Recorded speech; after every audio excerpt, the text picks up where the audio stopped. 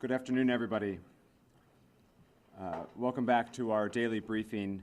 I want to start by just acknowledging how the residents of Providence and the students and campus community at Brown are still feeling restless and eager for an arrest. And we understand and share that feeling. We are also eager for an arrest. The investigation is well underway, and we'll hear an update in just a second from Colonel Perez and Attorney General Noronha. But I want to reemphasize that in the Providence community and with the governor's help, really in the broader Providence community, we have tightened security and we have neighbors looking out for one another, and we will get through this.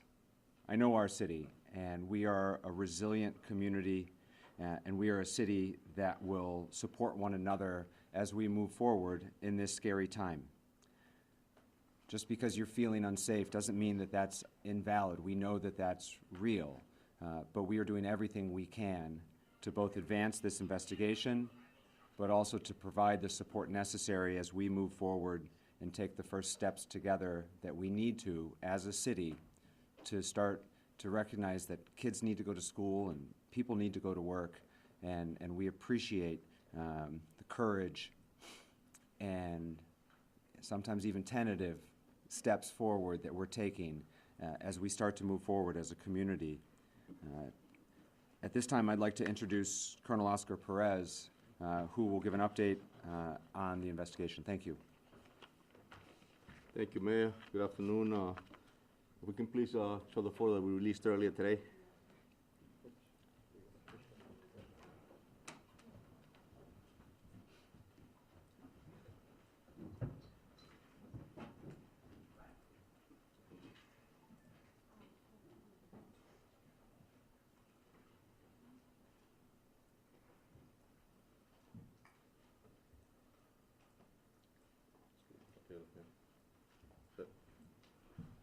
So we have released this enhanced photo earlier today, and I want to be clear that this is a person that we would like to speak with. We truly believe, based on the video footage that we have been watching for a few days, that may have relevant information to the investigation. So we're asking the public that you can help us identify who this individual is, as well if the individual themselves sees their picture, to please contact the police department. As far as one thing that I want to mention, I want to urge you, the public, not to rely on or circulate AI-generated images that are currently being shared on social media, as they're not verified or credible. As well, the updates and information that you're getting will be provided exclusively through this department's official channels. I want to make sure that we make that happen, and please notify the public to make sure that that occurs. I would also like to clarify and show a map. Please, if you can play the map.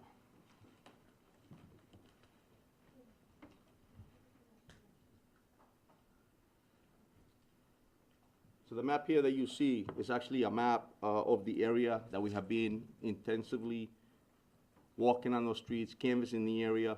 So as you see the blue image, yesterday I mentioned that we need the public's assistance to check their camera assistance or any sort of video that you may have that could be helpful to us, that you, as you're watching it or as you're reviewing it, you feel there may be something that we can use, please notify us. And if you need any help with that, viewing those videos, please also call us. We can come over and help you.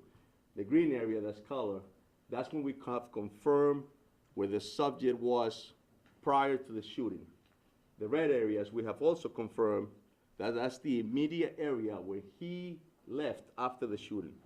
And so this is the map that actually we have so far. We walked it all. We're still actively investigating, and we're still actively having agents, Providence police officers, members of the state police. There's about 9 federal agencies that are assisting us with this investigation, adding the state police as well as the Providence police and other municipalities. Again, I would like to reiterate, if you have any tips, please call the 272-3121 or the FBI link at fbi.gov/Brown University shooting. Thank you. Attorney General Peter Noronha for an update. Okay. Thank you, General.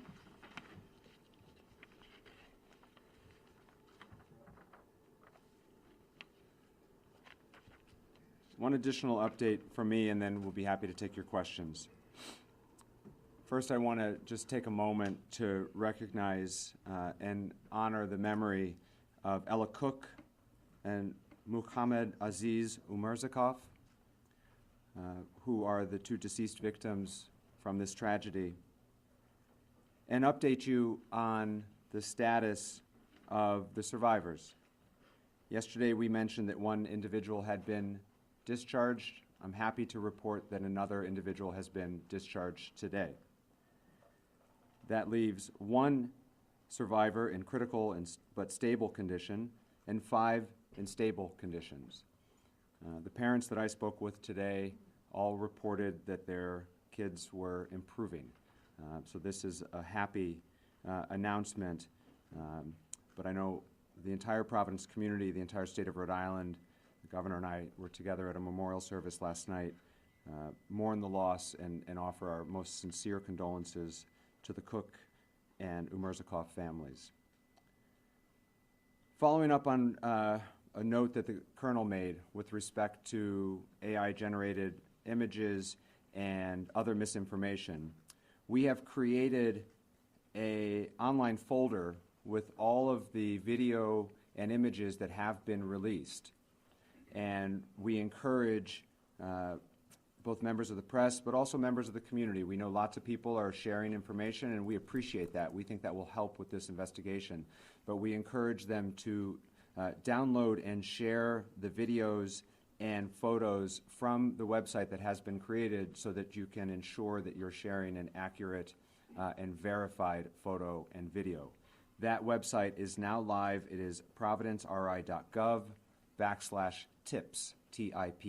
providenceri.gov/tips is an online file folder that has the videos and photos that have been released to date, and it will be updated as we progress. There's been lots of conversation up here about the heroic work of the hundreds of law enforcement professionals who remain hard at work 24 hours a day and who are, in fact, making progress. I want to close with one additional thank you tonight. All of those tip line calls are coming into the city's telecommunications department, the same folks who answer the 911 calls, and they too have been working tirelessly, and I want to thank the men and women at dispatch and at telecommunications for their diligence. Everyone in the city of Providence truly has a role to play in this investigation, and we're grateful for their assistance. We'll take your questions. John. Colonel, I have a question for Colonel regarding the map. As he's walking around, I want to establish actually, what's the earliest that this person of interest emerges? I believe you had said Saturday morning at 10:30, but then someone else said maybe a couple days earlier. And I recognize that it fluctuates and this is evolving. But as of right now, what's the earliest that this individual, to your knowledge, shows up on a camera? About 10:30 a.m. on the date of this tragic incident. However, so like anything else, I also mentioned yesterday that they do case the areas. They do a lot of prior checking for their crime, and so we truly believe that it could be that possibly it was there prior as well. And so we want to make sure that we don't miss anything. And so that's why we're asking the public to help us to ensure within that map area that I mentioned with the borders between Wickeden, Brook, all those areas, Gano, that if you have a camera system to reach out to us. I was in along Ives Street, Gano today. Tremendous number of federal officials literally going door to door. Would you say, how would you describe, I mean, it just seems that this is probably right now the most massive, intensive manhunt going on in the world. I think I agree with you on that, John, and definitely commend the men and women, obviously, and all our federal partners. It's a lot of work, and it's intense, as you stated. It takes a lot to be able to knock on doors, see videos. There's terabytes of videos that you have to look, and I mentioned it yesterday. We're looking for a moment that takes almost less than a second, and if you miss it, you're missing something that could be critical and important for us to use. And so, yes, it's definitely an intense, and I believe that it's probably the most intense investigation going on right now in this nation. Colonel, the second person that you want to talk to, can you drill down at all on any interactions that you believe you may have had with the main person of interest? You believe he talked to him? How close was he to him? Any interactions? What can you tell us? So, yeah, we have video footage of that determines to us and the detectives that can tell that this person was in the vicinity where the subject of interest was that we wanted that we actually have an interest on. Close enough that we feel that we need to speak with them to find out because videos don't speak. If you think about it, I wish the video could speak, and then I'll have the answers that we need to, so that we can continue on this investigation. So we're trying to find out exactly what it is, and that's why we need to speak with them. Please. Does this person, this new individual, have anything to do with why the person of interest was seen running in the surveillance footage? Again, I wish the videos could speak. We're trying to get those answers. And have you found any items of interest during your search, specifically clothing? Nothing as we speak, no. Up front here. Who among law enforcement or other first responders was first on the scene that day, and who came next? So Brown University was on scene, and then immediately the Providence Police Department within minutes was there. Back there. The green jacket. Previously Yeah. released a video from 216 on the day of the shooting, where we see the person of interest come into contact or near another person. Is that the moment that you think this new person and the person of interest might have come close? That's correct. It's around the area of Benevolent and Cook. So behind the Rhode Island Historical Society, that corner of George. Right near that area, correct. And you had some searches going on in North Attleboro today. Is that connected at all to this case? I can confirm we're all over the place. If a tip comes in and he needs us to go down to Connecticut, we're going down to Connecticut. If a tip comes in and tells us that we got to go to Boston, we're going to Boston. Right there in the middle. The green jacket. Go ahead. Is it possible that the second person could become a person of interest? All we know is that that person was in the vicinity of the subject that we have an interest on, and we want to speak with them. Miss and En Greg. español, si nos puede contar, Jefe Pérez, esta persona, una persona que busca identificar esa interacción, en qué área sucedió y qué quiere de la comunidad. Yes, so pretty much the question is just, we can explain in Spanish exactly why we're looking for this individual, or why do we want to speak with them. So, esta persona verdaderamente es alguien que nosotros tenemos un interés de hablar con ellos porque estaba en la área inmediata donde este individuo estaba. Entonces queremos saber más de por qué estaba ahí para explicar la razón y qué interacción hubo. ¿Tienen algún indicativo de que la persona que cometió el tiroteo actuó sola o actuó con alguien más? Eso es lo que estamos investigando. Go ahead. My question is, have you found any DNA evidence from the crime scene or the area that you believe might belong to the shooter? So we have found a lot of evidence that we need to, and we use and utilize it to hopefully guide us in the right direction in order to identify the individual that we're looking for. Any of that been DNA evidence? This actual physical evidence, there's DNA evidence, there's a lot of evidence that we're collecting to ensure that we can find the answer. Pat. A question for Attorney General Nerona. My understanding from the conversations over the last few days is that the Attorney General's office is taking the lead in terms of doing the investigation. My question is, what's the relationship between the Attorney General's office and the Rhode Island State Police? We haven't heard much from over the last few days in terms of who's doing what and what type of time commitment. I do have a follow-up. Yeah, I wouldn't say that we're leading it. I think that we are working closely with our law enforcement investigators. So you divide, I think you can divide, in a case like this, the people involved into two groups. So there are at least 5 prosecutors that have been here since Saturday night. I've been here for a fair chunk of it myself, particularly after hours back at the office. But what those prosecutors are doing, Pat, is asking questions, helping to narrow and inform factual inquiries. Certainly when there's a question, all right, do we have enough to get a search warrant for a house or a car or a buccal swab from a person of interest? They're informing that. So in any complex investigation, both federally and stateside, prosecutors are embedded with the investigative team, and we bring our own heads to the investigation because we have been involved in writing search warrant affidavits and arrest warrant affidavits and wiretaps for years. And the Rhode Island State Police, what kind of role have they played in terms of investigating? And I still have Well, a quick yeah, follow-up. the Colonel can answer that, but before you do, Colonel, I just want to make sure that I answer it as well. One of the images that I have most keenly in my mind from a couple nights ago is a state police lieutenant or Derek Melfi talking to John Permiano of the Providence Police, talking to Colin Woods of the FBI and identifying a certain piece of video evidence that's important to this investigation. And that's how intertwined and cohesive it is, while prosecutors look on and engage at the same time. So I addressed this question a couple of days ago. So this is a very collaborative effort between all of law enforcement, between the Providence Police, the state police, all of our federal partners. We will continue to develop leads and follow that with the evidence that comes along with that until this perpetrator is apprehended. Thank you. I have one quick follow-up for the gentleman from Brown University. Yep. Can you say for the record and with complete certainty that every bit of digital mass surveillance, whatever type of evidence was collected by the infrastructure of Brown University has been turned over to the Providence Police Department as well as the Attorney General's office? Is the Brown University withholding anything, for the record?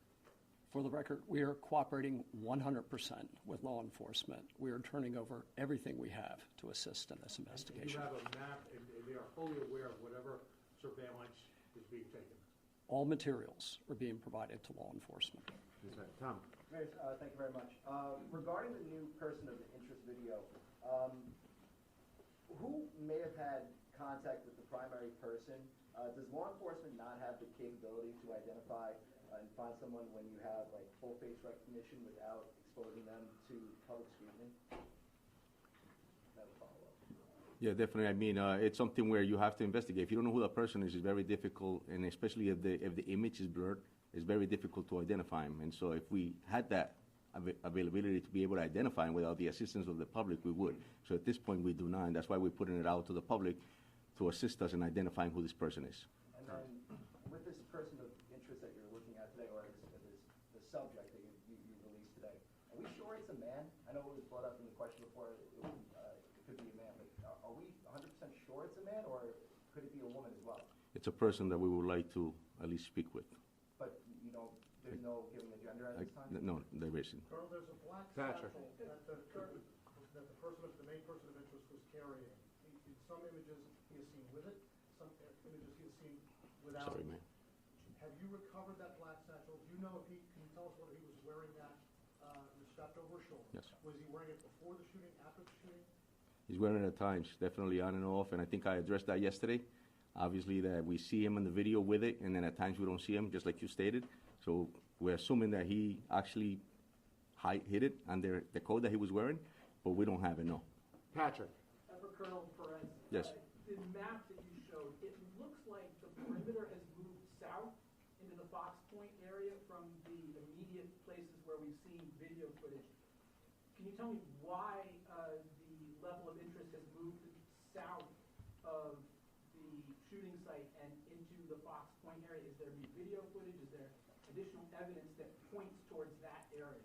I mean, the investigation is intensive, so we're following his path. And he's getting us, the last place we saw him was right at Ives near Pittman. And so that's sort of south, and we're going to continue to check, but that's the last place that we saw him. That's why we moved south, and we may continue to move. It all depends. We want to see as far as we can, how far we can go to identify him. Are there any other sightings or anything else down by, I mean, that you've extended all the way to like Wickedon, where we don't have any... Correct. We're at Ives and Pittman right now, but potentially could lead us further down to Butler. It could lead us further down south. So we just want to make sure we cover enough. Steve? Colonel, can you now explain to us 5 days later how many students were in that classroom? Sadly, 2 lost their lives, 9 others injured. Encouraged about the update today. But can you now say how many kids were in that classroom? And did the gunman come in from the back so these people never knew it was coming? Or did he come in front with full view of everybody? And that's all part of the interviews, and actually we're cooperating with Brown to get the roster. That was a study hall, so we don't have the number. We're still getting information as far as who was there. I know Brown sent out an email to the students to notify us if they were present, and we're still getting that, so I can't give you an exact account now. Okay, and then just a follow-up, you did say that you lost sight of the gunman at some specific road Correct. outside of your perimeter. What No, happened? it's within the perimeter, Steve, yeah. Right, and then what happened with him after that? There's no, you have no video of where he could have gone we're still out there as we speak. There's people out, there's detectives out there, there's task force officers. We're trying to figure out what are the locations we can find, but we haven't found anything else. But we're knocking on doors and making sure, and that's why I'm putting out the call to the public to assist us. If you happen to be within that box that borders exactly where we want you to look, then that's exactly why we're here. Second round. Inside the classroom, you've done your interviews, you continue to do your interviews. The description that eyewitnesses are giving, does it match the primary person of interest? And what can you say more about the weapon? You know that the TA said that he saw a gun that was so big and so long. Is it possible at this point that the gunman had multiple weapons? Can you swear that for us? Yeah, there's definitely, the interviews are definitely telling us that that's the description that we have. And yes, they're describing the weapon. Some people, obviously, you can think it was chaos. And so we're definitely getting some info as far as what the weapon looked like and exactly what was going on in that room. So You don't think there's multiple weapons? no, just that individual. Well, I just want to jump in here too, because you know, you mentioned a long gun. We are not in a position to say, unless the chief, you want to square it, whether this was a long gun or not. I think that there's been an account from the TA. There are multiple accounts about multiple things, including how this gunman approached the victims. Those are not details that advance the investigation. Why not? They don't advance the investigation because as we interview witnesses, we don't want them to learn facts from these press conferences. We want them to relay the facts that they have in their heads, including a person of interest. So we don't want a person of interest to shape what they're telling us based on what we know as expressed to you about those kinds of details, sir, that you asked. So we're being careful about the facts that we're sharing for that reason, so that when we talk to witnesses, what we're getting is their factual recitation. And as you might imagine, in a situation where there is chaos, and look, people are ducking for cover as well they should have, you are going to get different accounts, and part of what's going on now is reconciling those accounts. And I don't know, Chief, if you want to weigh in more about the weapon, but I don't want anyone to leave this room thinking that this weapon was a long gun, because that would be a misperception from what I know. Alex. In the video released yesterday, it appears that the person of interest is going by a police cruiser that has its lights on. Does that mean that the dash cam in that cruiser was on and activated, and have police been able to recover anything useful from that video? So that was a brown police cruiser, and I'm not sure if they have body cameras in their cruisers. I don't think they do. Dash cam, no. That's, no. Okay. I don't want to And answer then my the next chief. follow-up question would be, are you working with flock camera experts to try and recover anything from those cameras as So well? as you know, we work with Flock, we have LPRs in the city, and we're utilizing every resource we can. Yes, Alex. Brian. Colonel, you mentioned there is other evidence, but at this point, how much of this investigation turns on the public identifying who's in those images? And are you discouraged or surprised that after a couple days of being out there, you haven't gotten anything more concrete? No, I think this is, like we said earlier, it's a very intense investigation, and I think it's going to take public assistance. It's actually going to take, obviously, 21st century policing involving technology, but it's also going to take good old-fashioned police work, which is knocking on doors, retrieving evidence, going through yards, talking to witnesses. It's going to take all that and more, Brian. Yeah, and no one's discouraged. I mean, I've been in that command post. No one's discouraged. I mean, leads are coming in, they're being run to ground, and no one's discouraged. Oh, sure, yeah. Yeah, I mean, I've been in the command post, as the colonel has, and no one's discouraged. I mean, I get when I'm not there, I get hourly reports from my own team, and there's an enormous amount of energy for people who have been working as hard as they have been. I'm really quite impressed by that, frankly, and there's no discouragement among people who understand that not every case is a case that can be solved quickly. In my view, they get solved. It's just a matter of time. In this case, will get solved too. Would you have a message or an appeal to the shooter or anybody who may think they know who they are, who may be on the fence? Well, look, certainly it would behoove everyone, including the shooter, to provide information to law enforcement and to the shooter to turn himself in. He will be caught, and it's just a matter of time before we catch him. And I believe that based on my experience, but also from watching the people in that command post and getting reports from where they're coming back out in the field, they know what they're doing, they're experienced, they're working hard. There's no lack of resources. Everyone's working really well together. And we're going to crack this case. And when we crack it, it's going to come open really quickly. Straight back from the best. Thank you. For you, Mayor, have you spoken with local business owners about how much this is impacting their bottom line, especially during the holiday season, and any concerns that they might have about the situation? Yeah, I have. It's hard work being a small business owner, and this time of year is critical to them. There's a commercial district just off campus called Thayer Street. Those businesses are particularly struggling as both students went home early and some people are avoiding the area. Similarly, there's a couple other commercial districts nearby the area, which is Wickenden Street, as has been discussed here tonight, and Wayland Square.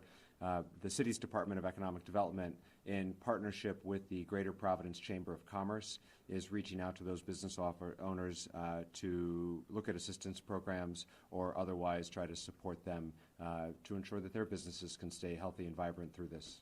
Do you know when those might take effect? Those conversations started yesterday, and so we're working with the various merchants associations to try to determine what sort of assistance might be most helpful, and when it's ready to announce, we will. Thanks. Please. My question is for the Colonel. So looking at this new map, there's more video so far of him before than there is after the shooting. Do you think that the person of interest got the vehicle somewhere within this area, and are you going to go through license plate readers? Absolutely, yeah, we're looking for that evidence, if there was any vehicles involved.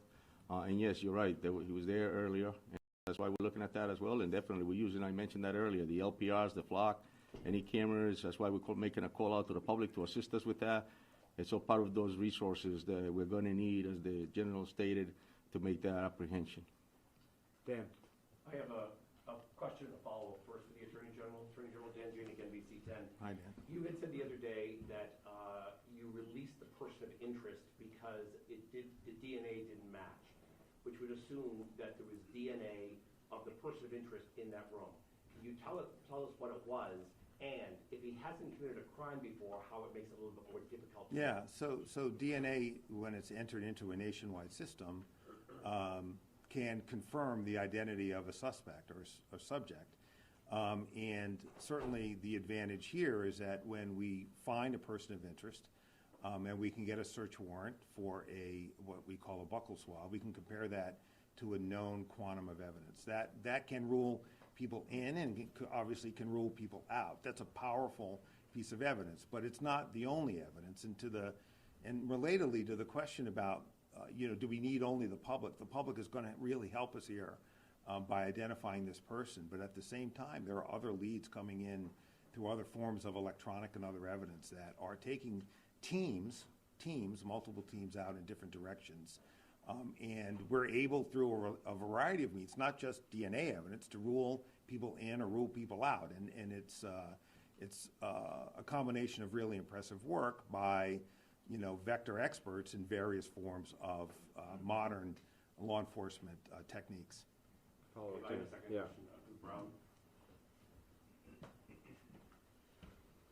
So I asked this question out of deep respect, but I asked it for a lot of parents who are frustrated who reached out to me, so please keep that in mind. And they want to know how a school with a $9 billion endowment does not have cameras on one of the older buildings at the edge of the campus where this happened, not even in the front door, who's coming and going. Now, they asked this question knowing that the shooter may have done whatever he wanted, but the cameras, A, would have deterred, or B, captured a better look at him, and we wouldn't be here today 5 days out. I want you to explain that, because there's a lot of parents who are wondering, where are you investing your money?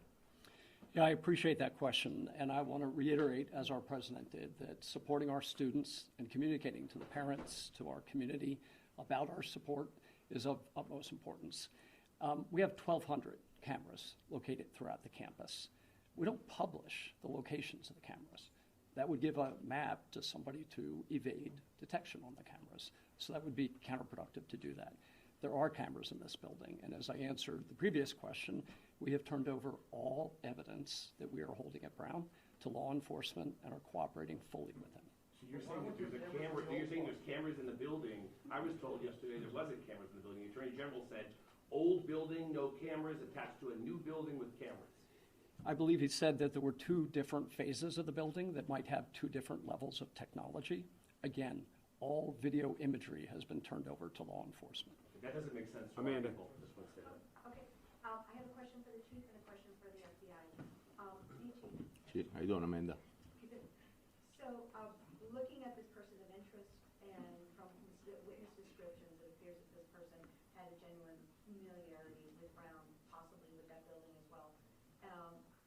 Have you, in questioning people, have you questioned or eliminated any Brown employees, current, former, disgruntled, facing discipline, any type of complaints? Yeah, at this point, it's unknown to us. I think that the investigation is on, but it's unknown to us where this person works. It's unknown to us if he was an affiliate of Brown. That's all unknown to us. All we have is the image that we've been releasing and informed you all about it. And so we're hoping to get those answers eventually, who that person is or what their background is. Okay, and a question, follow-up for the FBI, please. Oh, sorry. Yes. I understand that the FBI has doing tower dumps of cell phone data, and I'm not sure if this is also happening, but if you're also checking the MAC addresses of any phones related to any of the Wi-Fi at residences or at Brown University as well. If so, how long does it take to get that information? Have you even received any preliminary information that is helping you narrow down any potential persons of interest? I will say that I don't want to get into the specifics of the techniques that we use investigatively, but I will say that we are using every resource that we have to find this subject and bring him to justice. But when it comes to cell phone data, how long does it take to get that information? Will you be getting weeks, months? I will say that it varies as it relates to getting that type of data. I will say that everything that we're doing is getting expedited based on the gravity of what has happened here at Brown University. Right next to you. Have you recovered any physical evidence during these recent searches and possibly including a gun magazine? So we have done extensive searches both inside the location as well as outside. Yes, we have seized and found physical evidence. And does that include a gun magazine? We have found physical evidence. Can you say where? I'm not going to confirm. I'm sorry? Yeah. Please. Colonel, for the past couple of days, we have zeroed in on this particular person of interest. Can you kind of help remind us about why you believe this is someone who possibly could be either the shooter or a suspect? You've been very careful not to say a suspect. It's a person of interest, but this is the only video. Can you help remind us about why you believe this is the person, not looking for others? Yeah, we have enough evidence, I think, that's taken us to that level to identify this individual as someone who was there immediately after, before a case in the area.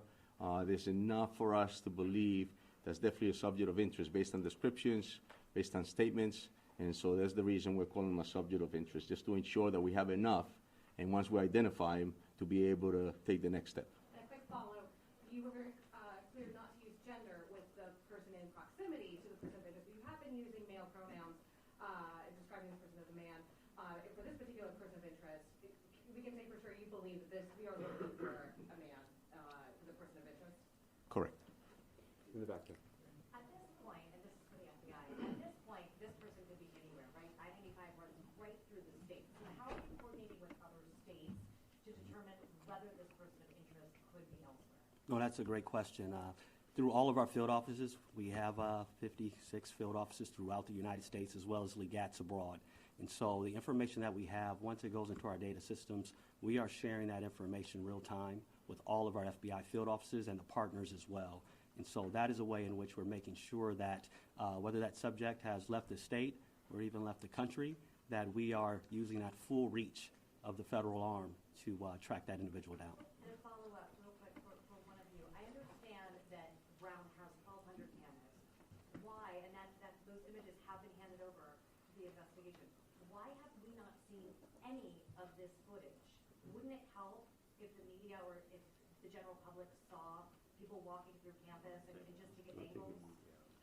Yeah, I mean, my answer to that is footage of students running from the scene doesn't help advance identifying this person or this investigation. Walking in? Him walking into the building? No, not him. I'm talking about video footage of students that were not harmed, other students hearing shots, running through a different part of the building. We have video footage of that.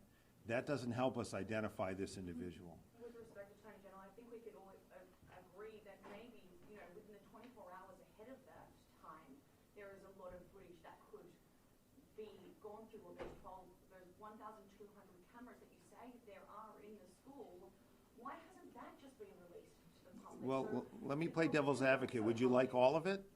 Why not? Well, because here's why. Because it doesn't tell us anything about who committed this crime yet. If we get a better image of who committed this crime, you'll have it. There is no effort to preclude the public, online investigators in the press, from getting to the result faster than we can. If you can identify this person faster than we can, have at it. But we are giving you the best evidence we can to identify this person. The FBI, with respect, cannot find a person we have not identified yet. The way we identify him is to focus on this person, exhaust our investigative resources to pull videotape so that we can get an image out there that the public may be able to identify. At the same time, exploiting other evidence to try to track this person in different ways, which has been going on for the last 72 hours. So, well, what does that look like? What that looks like is information comes in. It could come in from the tip line. The team runs it to ground. They rely on other evidence, the flock cameras that the colonel referenced, other electronic data that Amanda's referring to, and you can rule that person in or out. When that person is ruled out, you move on to the next one. The way the public helps us now is to help us identify this person, okay? But that's not the exclusive way we're going at it. But it does not advance our investigation to have reams of data out there that don't help identify the shooter. And we're confident of that. My follow-up question just to that was as well is, we speak a lot about the public helping as well, and we know that, the FBI is involved. But 5 days, a person can get very far in 5 days. What other state police departments are helping you with this? And do you have any indication how far this person may have gotten in this time? Well, go ahead, Yeah, Colonel. no, I got it. So pretty much, it's a great point, and that's something that we're considering. Obviously, he could be anywhere. You're right. And I think the fact that we're all here in this room and we're providing the info and it's being spread out through this nation, I would hope, I'm speaking to different chiefs. I've had the privilege to know a lot of them. We're exchanging info as we speak. We don't know. But we still don't know what the person is or who he is, right? And so we're going to continue to view, review, and then send out. And I just want to touch on that question because you do make a good point. If there's 1,200 cameras, right, how come we're not seeing it at all? But at the end of the day, we're looking at key evidence, key video evidence to send out. It makes no sense to re-victimize students who went through that. That's not my job, and that my responsibility is to ensure that people are safe. It's no different than I'm asking the public to provide me with video footage for weeks. I don't want to know what's going on in their homes for weeks. I want to know if they can see a piece of evidence that is going to be helpful for us to progress in this investigation. What do we know about the level of public access to Garrison Hallway? Is this a door that somebody from the public, the shooter, would have been able to walk in, or is this a place where you would have needed swipe access to get in? Certainly. Thanks for that question. Brown is no different than most colleges and universities that during daytime hours, there's open access to academic spaces. So that was the case on the day of the event. Phil. Question for Brown.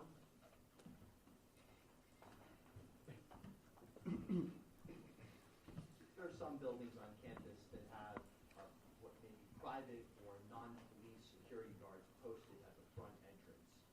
Was there a security guard ever posted at the engineering building entrance?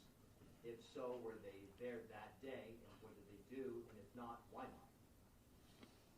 So maybe I'll ask our chief of police to speak to that. On that day, we did not have and do not have a security asset posted inside the building. Is that atypical of a Saturday or in that particular building? How do you determine where security is posted, and is that under the purview of Brown Police? That is typical for that academic space. That there would not be a security personnel? Correct. Brian, there you go. One for the colonel, one for you, Mr. Mayor. As far as the investigation goes, any updates on a possible motive here? And for the mayor, while I have you, we're getting towards Christmas time, obviously the suspect can get lots of different places, not just on campus there. What is your message to people coming into this area, seeing family who are concerned that this guy is still out? Yes, so the motive is unknown at this time. As we're, what are we, a week away from Christmas now? This only emphasizes the question that I think everyone's been asking, which is, are we safe in Providence right now? Which honestly is the hardest question that I keep getting asked. And whether it's the holidays or not, but with the holidays, we expect even more people to want to come home and celebrate with family and share the traditions that, you know, seared in all of our brains of holidays with our parents and loved ones. We can't lock down the city indefinitely. We can't. And I know this city. I know that they are tough. I know that they are resilient. I know that they have faced scary times before. And so we are doing everything possible to provide extra law enforcement, extra visibility, things to reassure confidence at a scary time. And it is a scary time here in the city. That's true at Christmas time. That was true when this started on Sunday morning, the first morning after. And so we are doing everything possible, but obviously families are going to have a conversation about what's right and what's best. But they should know that their city government is doing everything they know how. And thanks to the help of our friends, the governor and the Rhode Island State Police, our neighboring communities here in Rhode Island. For those of you who aren't from Rhode Island, this is a tight-knit place. And we have police officers from every corner of Rhode Island helping out in Providence right now. And so we are doing everything we can to reassure folks, to provide comfort, particularly as we expect will be even busier a week from now. And that is the best honest answer that I can give to that very difficult question. Please. This question is for the Colonel. I know you've been interviewing survivors, specifically survivors that were in that classroom where the shooting took place. Have any of those survivors described the person of interest as the shooter, and or have they given a physical description of the shooter that is similar to the person of interest that we've been shown? That's correct, yes, they have. Yes, they have. They have. Yes. Can you tell us how many actionable tips No. you've received at this point? Happy to see Steve Clampkin. Thanks very much, Mayor. And a two-part question, both for Colonel Perez and Mr. Doxley, FBI. As you've expanded the area that you've appealed to people who may have cameras within about an 80-block area, is it fair to say that the calls of people with cameras have tailed off, that you've gotten about all you can get? Oh, we're still getting info. We're still getting calls, and we're doing a lot of knocking on doors, and it's been extremely helpful. So no, we're not done. We're going to continue to expand, and we get calls, and sometimes just knocking on doors alone is providing us that evidence. And notwithstanding the fact the FBI issues a bulletin to all of its field offices and so forth, is it fair to say that until and unless you get a picture of this guy stepping into a car, you're not going to, basically starting from square one? You don't really have a sense of who he is, where he's going, and how he's getting there. I would say, as it relates to the FBI, as well as our partners here, any information that comes in, that has not tailed off at all. And I would say one thing that remains constant is we will always need the public's assistance in anything that we do. No matter what you guys may see on TV, we will always need the public's assistance. I say as it relates to that, any tip that comes in, the information that we get, we're able to aggregate that and push out, not only to make links with other FBI field offices, so in a way in which we can follow that lead all the way to ground. And so the information that is coming in, we are pushing that out throughout our field offices, throughout our partnerships into that community, and then we get it back as well. That's helping us to cross off leads in which are not valid, and then to push on leads that are valid as well. But without that, I don't know if it's a video or something that shows him stepping into a car and you get a plate or something along those lines, it makes your job that much more difficult. Yes, and I mean, I think we mentioned this job is painstakingly difficult, but we've signed up to do it. As the AG mentioned, we have not lost any vigor or investigative rigor as we've gone forth into this. I will say that evidence that you're talking about sounds more like a smoking gun. Oftentimes, within my experience in the FBI, and I'm sure our partners as well, we get seeds. We only get seeds. And then we, through that hard work, as the Colonel mentioned, we end up building that story. We put that puzzle together. That's what we do. That's what we signed up for, and we're committed to that, to this community, to help do that. In the back there. Yeah. Thank you. Colonel. Yes, sir. I want to follow up on one of my colleagues over there. You mentioned the old school police work, and my colleague mentioned crossing people off the list, like basically making sure it's not that person, it's not that person. In homicide investigations, isn't it usually someone close to the victim? And if so, and the person also seemed to have no ground somewhat, have you knocked off every single person from round? When I say knock off, meaning they didn't do it, from staff to students? Yes, of course. I mean, investigations, and I don't think that in every homicide, everyone that commits the homicide is close to that person. That's not something that happens. But we have obviously eliminated those strong leads that come up as strong leads. As a tip comes up, we label it as a high priority, medium priority, low priority. And yes, once we vet it through and make sure that we cover everything and we prove that that person has nothing to do with it, absolutely, we clear it out. Yeah, and if I can I just want to jump in here to clarify that. So clearly, one of the things the investigators do, or maybe not so clearly, is that when you have a victim, you build back all of the relationships. You do that in any case. And so you build a profile of your victims so you know who may have threatened them, what they may have said that might have caused somebody to react a certain way. So yeah, that work is ongoing in conjunction with all the other work we're doing. But from where I sit today, there's been no development of any evidence that suggests that that's what drove this shooter. That could change, but there's nothing that we have recovered or analyzed to date that suggests that it was specific person motivated. Again, could change, but we're 5 days out. That work is being done, and there is nothing that suggests that at this time. Last question. This is for law enforcement and potentially Brown, but 5 days have passed. How is it possible that we still don't have a clear idea of who was in the classroom during the shooting? 5 days have passed. It could be 6 days. We were hoping that only 1 day passed. Unfortunately, investigations, as this nature of investigation, as intensive as it is going to take time.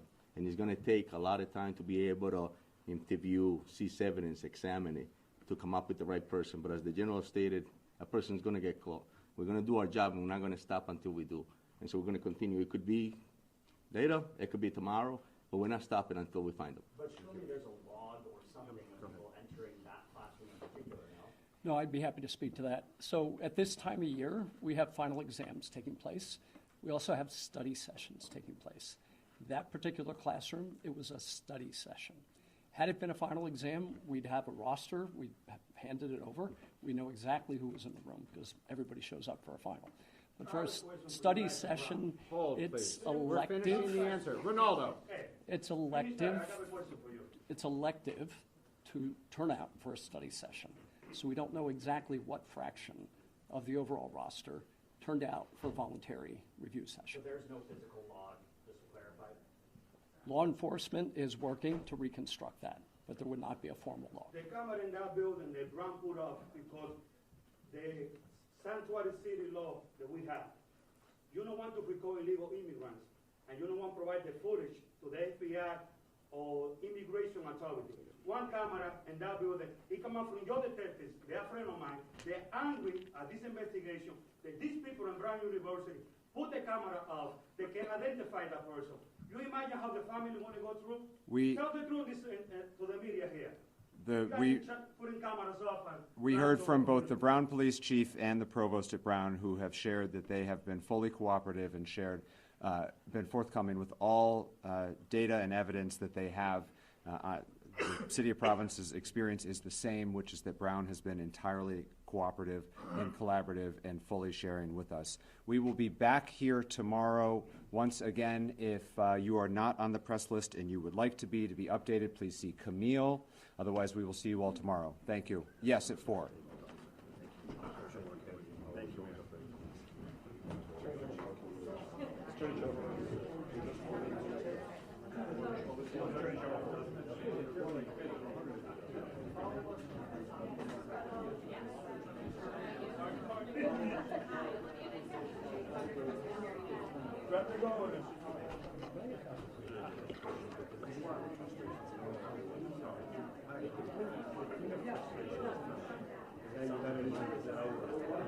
All the kids